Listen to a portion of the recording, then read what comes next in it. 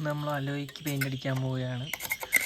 അപ്പം ഫ്രണ്ടിലെ 2 അലോയ് മൊത്തം പെയിൻറ്റ് പോയി ഇരിക്കുകയായിരുന്നു. അപ്പോൾ ഫ്രണ്ടിലെ 2 അലോയ് മൊത്തം തൽക്കാലത്തേക്ക് ഒരു വൈറ്റ് സ്പ്രേ പെയിൻ്റ് അടിക്കാമെന്ന് ഓർത്ത് ഇത് മൊത്തം ചുരണ്ടിക്കളയാമെന്ന് ഓർത്ത്. ബാക്കിലെ 2ഉം അത്യാവശ്യം കുഴപ്പമില്ല, പെയിൻ്റുണ്ട്. ഫ്രണ്ടിലെ 2 അലോയും പോയിരിക്കുകയാണ് മൊത്തം പെയിൻറ്റ്.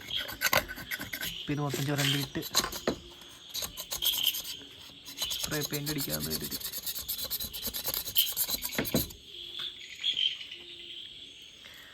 നല്ല പാടാണ് ഗൈസ്.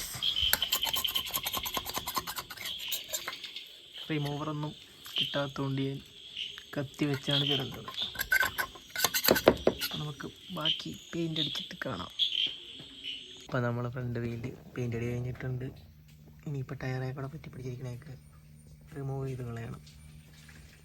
പെയിൻ്റ് അടിച്ച് കഴിഞ്ഞുള്ള ലുക്ക് ഇതാണ്.